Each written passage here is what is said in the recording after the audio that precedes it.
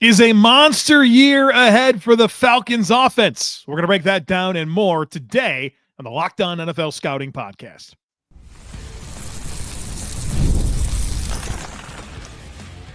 You are Locked On NFL Scouting with the Draft Dudes, your daily podcast for NFL and college football scouting. Part of the Locked On Podcast Network, your team every day. What's better than this? It's guys being dudes here on the Locked On NFL Scouting Podcast. We're the Draft Dudes. I'm Joe Marino from Locked On Bills. He's Kyle Crabbs from Locked On Dolphins. And we are your NFL experts here with you daily to talk team building across the league on the Locked On NFL Scouting Podcast with the Draft Dudes, part of the Locked On Podcast Network, your team every day. Want to issue a big thank you, shout out, and welcome to our everydayers. Those of you who never miss a single episode, we appreciate y'all being here very, very much. Today's episode is brought to you by Game Time. Download the Game Time app, create an account, and use code LOCKEDONNFL for $20 off your first purchase. Joe, happy Friday. Happy Friday. Did you happen to see, this might be a good thing for takes on takes. I did a worst of the best all-star roster. Did you happen to see this? Came out yesterday? No. On Thursday? No. The object being you can only pick one position room per NFL team, but assemble the worst possible all-star roster by taking the worst position rooms for all 32 teams. So you really just created the worst roster. Right. It's the worst of the best, like, because you're just in the NFL, right? Yeah. Like Saints quarterback room, but then I can't use the Saints for anything else. Oh, that's fun. Okay. Right? That feels like a show. What are we doing right now? I'll shut up. That feels like a great show. Shut up. The challenge I put out I wanted everybody that read it to put together their version. Yeah. It was hard because there were some teams I could have used multiple occasions, but you could only use them once. Send me the criteria, and I want to do this, and I want to compare. But I don't want to see yours first. Okay, very good. Very good. Okay. So what I mean, like, did you do like O-line? Did you do so it was quarterbacks, running backs, wide receivers, tight ends, offensive line, defensive tackles, edge, linebackers, corner, safety. Okay. So there was five per side of the football. Okay. I'm going to try to forget about that for the next half an hour, and then I'm going to think a lot about it. Great. All right, we got some good stuff to get into today. I want to start with this one from Football with Oz, who would have perfectly fit into the NFC bold bet conversation. Football with Oz says this: the Falcons will have the NFL's leader in rushing and receiving touchdowns in Bijan Robinson and Drake London. Probably not. I'll take the field. But I get the spirit of the take, right? Right. Spirit of the take is we think Atlanta's going to put a lot of points on the board and move the ball all over the place. And I can totally see it. I think Penix is a big wild card, right? I think the raw production for Drake London's going to be there because of the aggressiveness, but the efficiency of the offense and the amount of scoring opportunities that you get, unless you're going to be super explosive, play reliant, I think that's fair to question. Well, I think their division helps. I think there's questions about all the divisional defenses, and I think Atlanta's defense is a question too. So they're probably going to have to score a lot. Yeah. I'm not going to predict this happens. I'm not going to agree with it. I'll take the field, but I have some high hopes for Atlanta's offense. Do you know how many times in NFL history it's happened? Not that there's been the same team had the rushing and receiving touchdowns leader, but how many times the same team had the NFL's leading rusher and receiver on the same offense? Probably very few times. I would guess less than you can count, or you could count them on one hand would be my guess. Zero. It's never happened. Yeah. Okay. Well, this is spike the ball. If you get this right, spike the ball, right? Yep.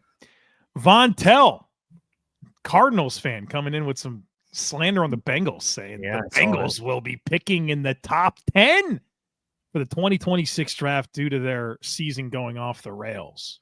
Okay. So let's first establish what record do you need to pick in the top 10? Okay. I think that's important context here.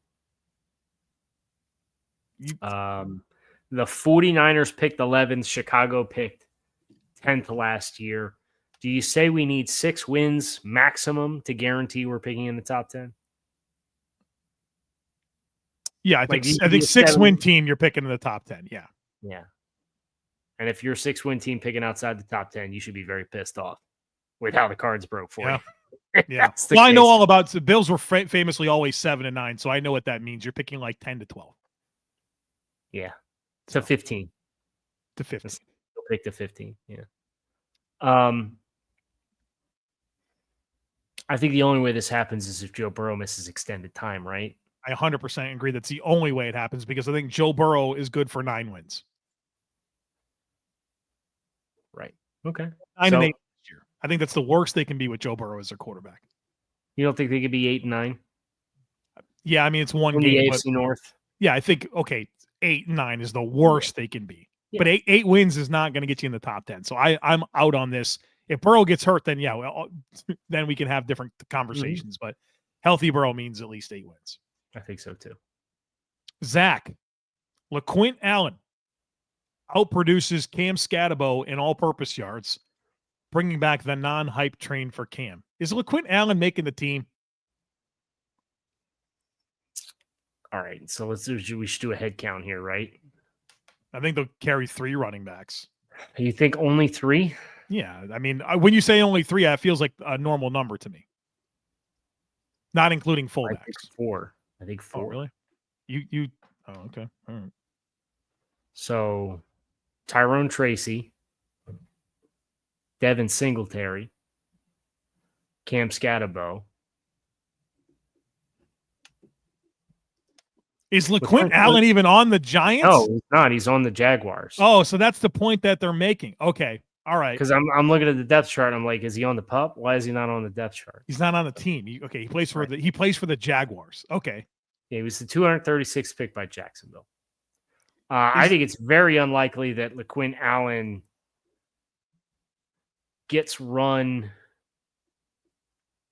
with what the running back situation in Jacksonville looks like. Tank Bigsby, ETN in the contract year. I think he said all-purpose yards. So there's a return element here that could matter. I mean, if LaQuint Allen's not even the highest drafted running back that Jacksonville picked this year. They drafted Bashal too. So I'm out on this take. I'm out, but I am nervous. I'm nervous that he might be a returner and then you get goofy yards that they don't really tell a story that this take is trying to tell.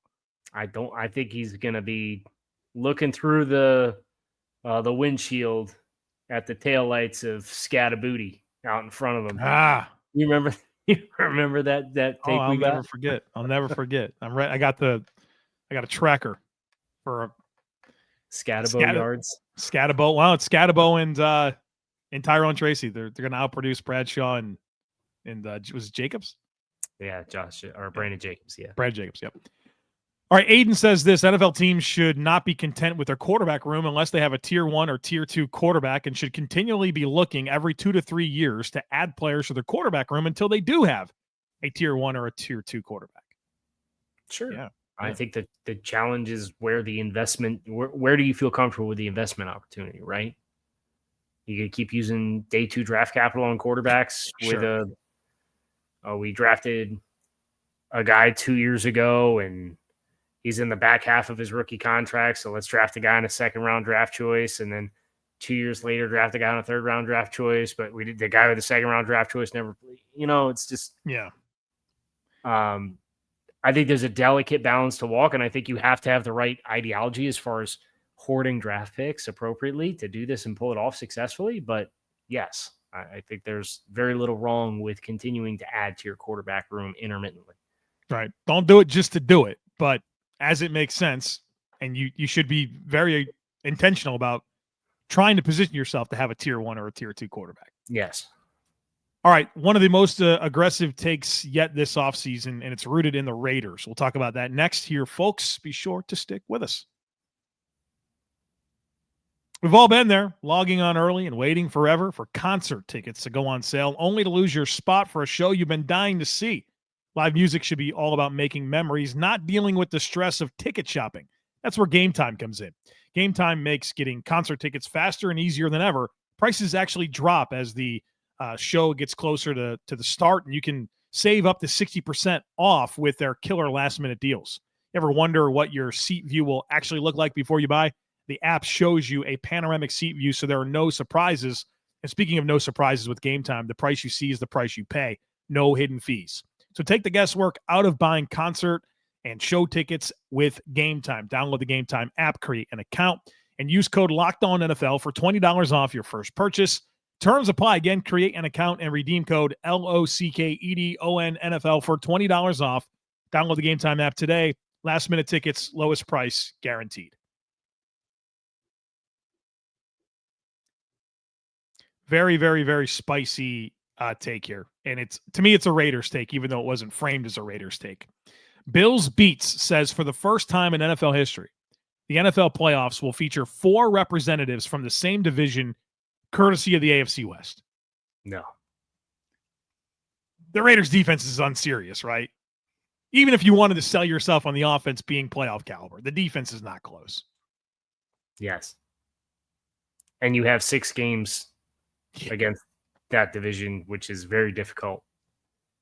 I have a hard time seeing the Raiders. Should we do the thing? Sure, but what exactly are we doing? Looking at their schedule. And like finding what's the best, 10 wins? What's the best case scenario for 9? Let's find 9 wins. Do you think 9 gets them in? Okay, well, I'll just hypothetically. I will. All right, I'll play along. Play along. At New England, you told me we didn't have a ton of takes this week, so I'm trying to make sure we get some time fulfilling content. Sure. At New England, home against the Chargers on Monday night, and at Washington first 3 games. They can win. The best case scenario, they win 2 of them. Best case scenario, let's give them 2. Yeah.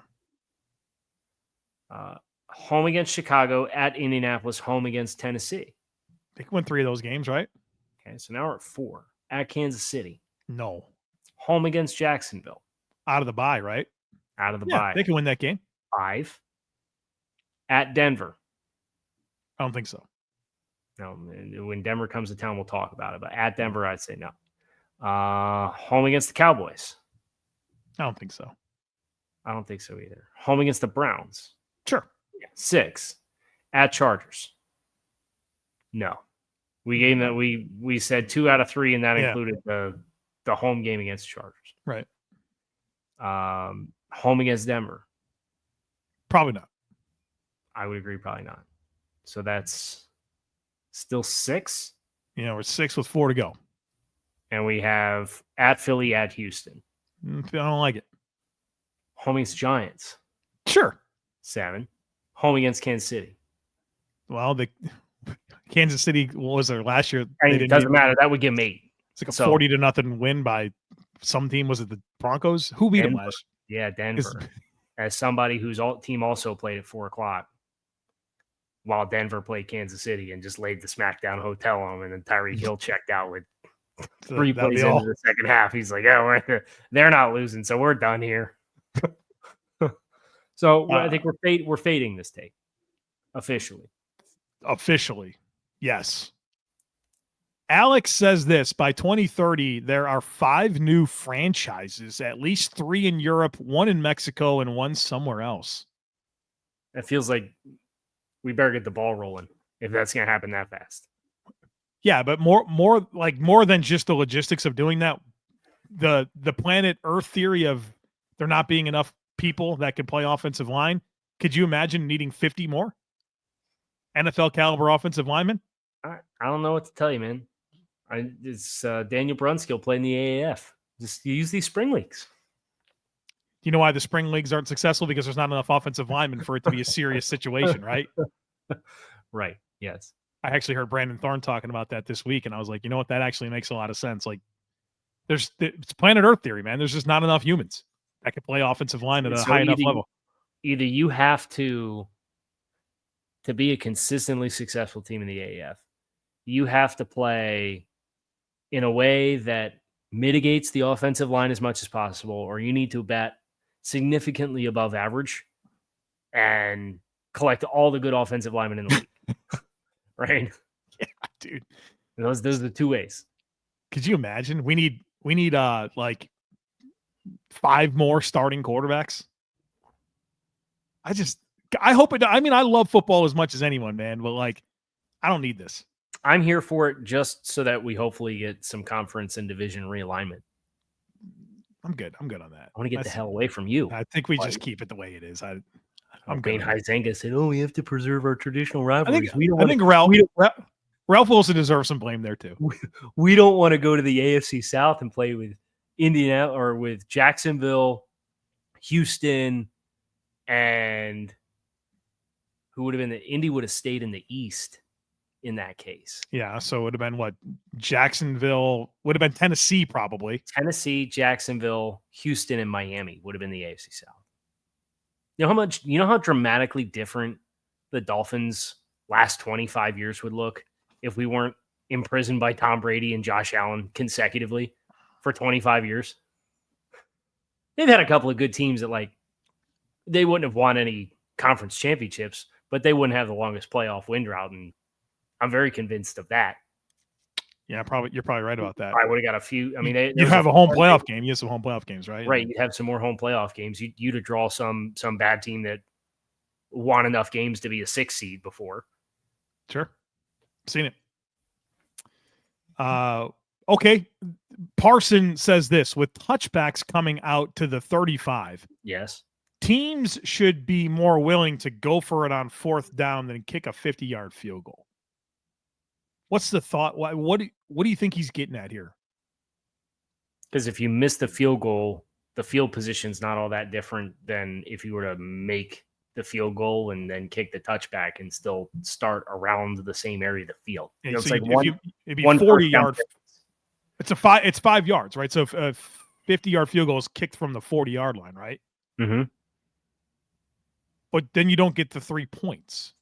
Like maybe you need 3 points. But in the instances in which you need a field goal, sure. But like if you're down a touchdown, the game theory being you're still down 1 score and you're still down a touchdown, even if you kick the field goal, you're still down a touchdown. I would say this: you shouldn't. Any opportunity that you make it a multi-possession lead, you got to take the points. I think because I mean. There's so much advantage of having a multiple possession lead. I think you should always take it. It becomes a math proposition for how you handle every possession for the rest of the game. Yes. So that's as long as we're not saying no to multiple possession leads. Yeah, all right, I'm here for it.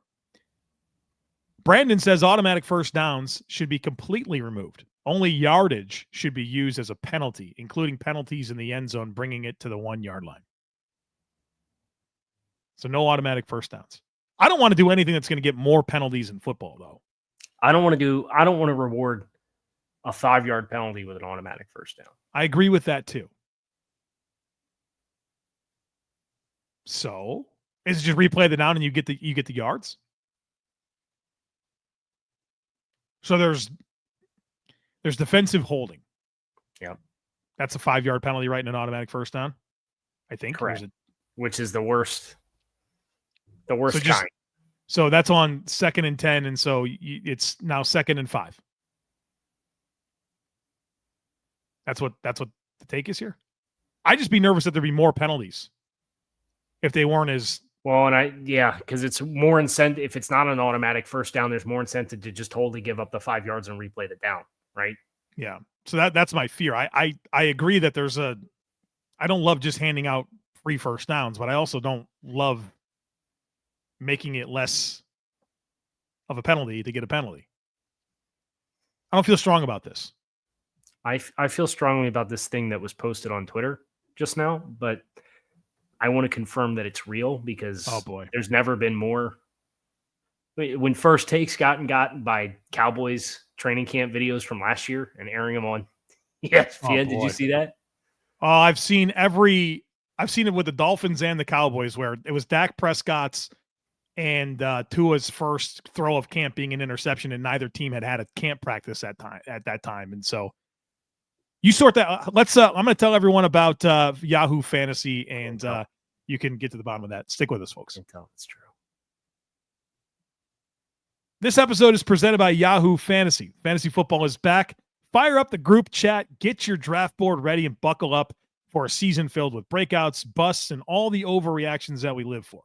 It's all going down on Yahoo Fantasy. This year I'm playing on Yahoo Fantasy, and you should too, whether you're a first-timer or a veteran that's making your millionth league. I've used Yahoo Fantasy for years, and I love how smooth the draft day experience is. And our league has been running through Yahoo for a while, and the setup is easy. The mobile app is awesome, and the smack talk just hits different in the message boards. To celebrate 28 years of fantasy greatness, Yahoo Fantasy is dropping 28 big new features over 28 days, giving you more ways to play, more ways to draft, and more ways to win. It all begins on August 4th. So stay tuned and get started by creating or joining a Yahoo Fantasy Football League at yahoofantasy.com/LockedOnNFL. That's yahoofantasy.com/LockedOnNFL. And let's make this the best fantasy season ever. That's why you got to do your homework. Yeah. It was not real. Okay. Not real. You don't have to go to timeout, so we can continue. Yep. Kalius says lobster is expensive, but by far the worst seafood. It's the equivalent of a big dry shrimp. Not worth the money. Shrimp over lobster. Okay. So Called it a big dry shrimp. He kind of got it back on track with the shrimp over lobster, because I think I do like shrimp a lot. So Same. if that's your you know what we found close to our house next time you come up. And I know I owe you a trip down first before you guys come back up.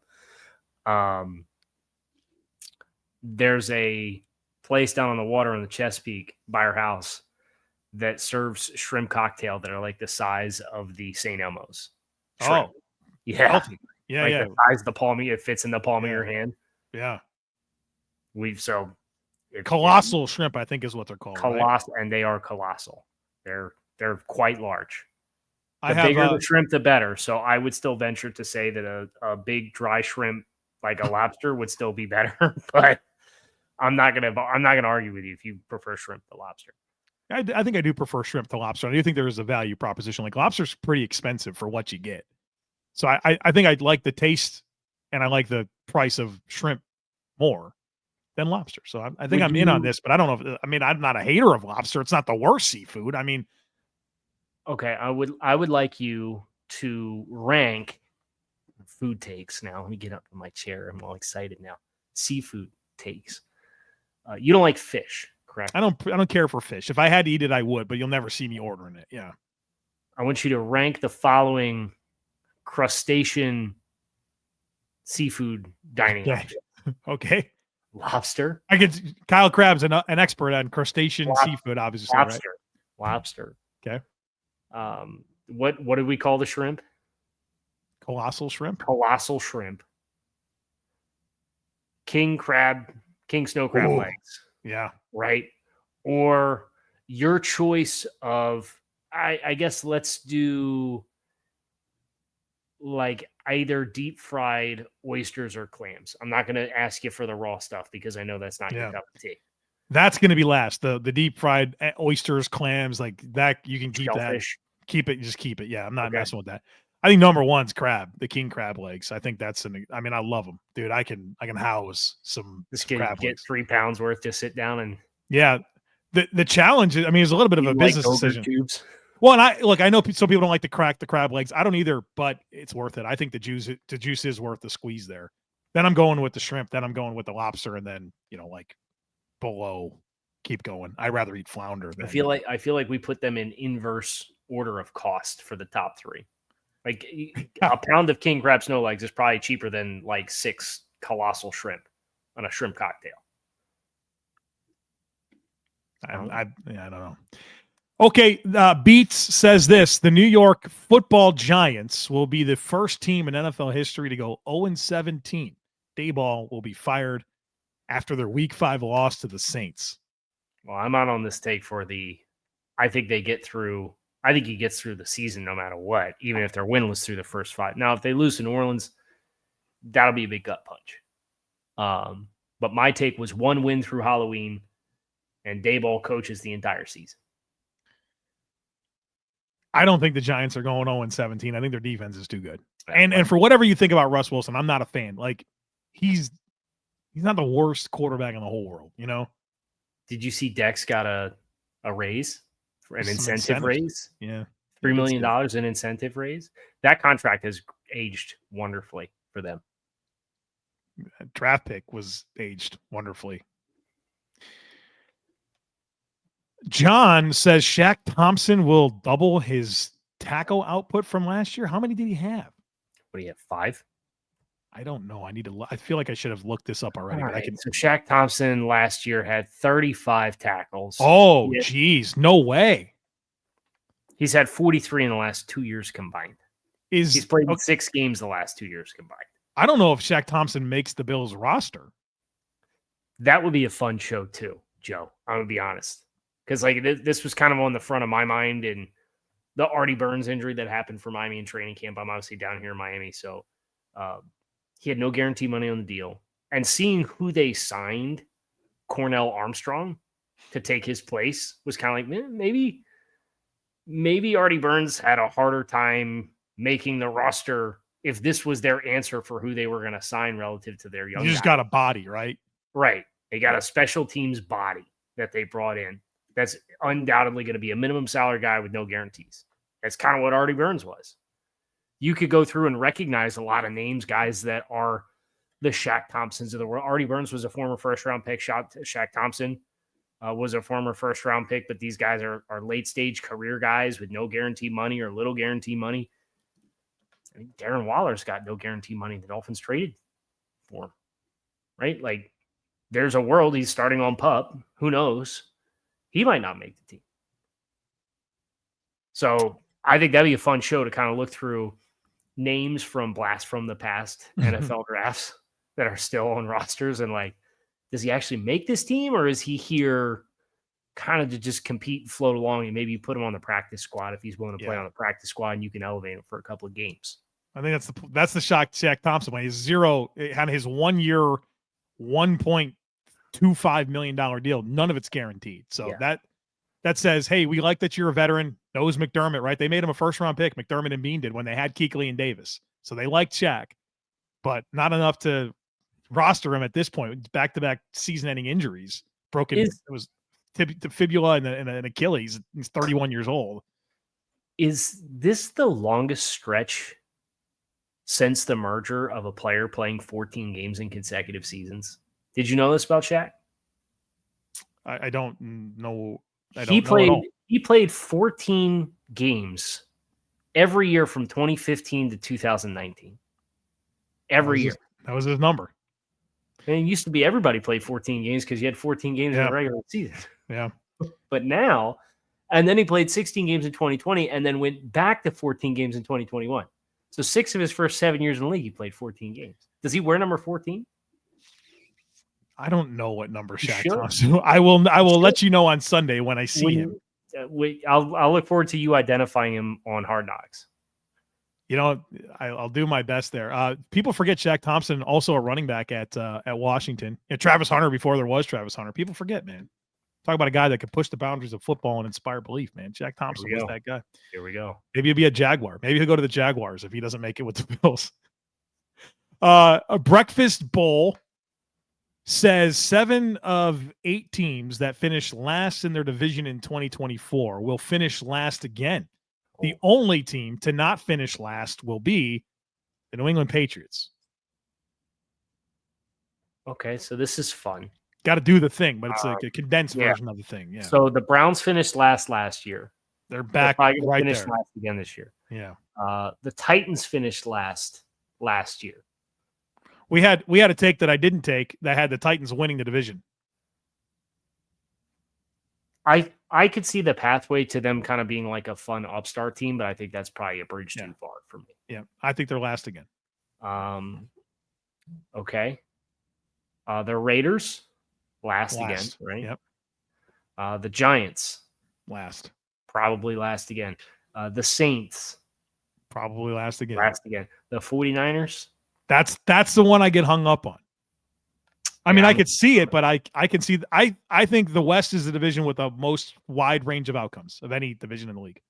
Yeah, I'm fading this take on that one. But I thought this was going to be a breakfast bowl take when you started with breakfast bowl. Oh, turns out what do you that think? was the username. Do you agree with the Patriots as a not repeating last place team? Is it the Jets, Dolphins, or Bills last in the East? I feel pretty good on the Bills not being in last place. I could see the pathway for the other two teams. It looked like Justin Fields got hurt yesterday, and turns out he just got stepped on and dislocated his toe. Non-big toe. Non-big toe. Do you know the technical term for the rest of the toes outside of the big toe and the pinky toe? No. I don't either. That's how I respected what Rappaport said. It's just the non-big toe. I can't really get into this, but it's too much anatomical specifics right. here. Yeah.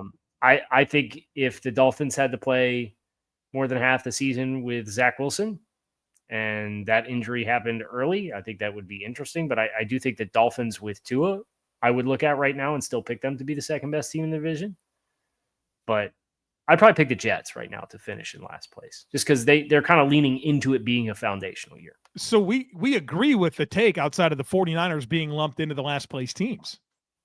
I could see somebody else finishing last in the AFC South as well.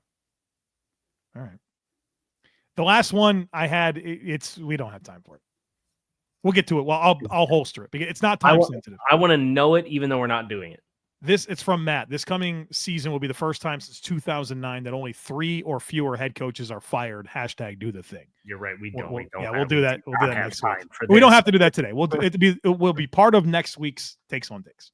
We're going to wrap here. That's going to do it for us, Kyle Crabbs, Joe Marino. We appreciate you guys as always for checking the show. Make it a great rest of your Friday. Make it a great weekend.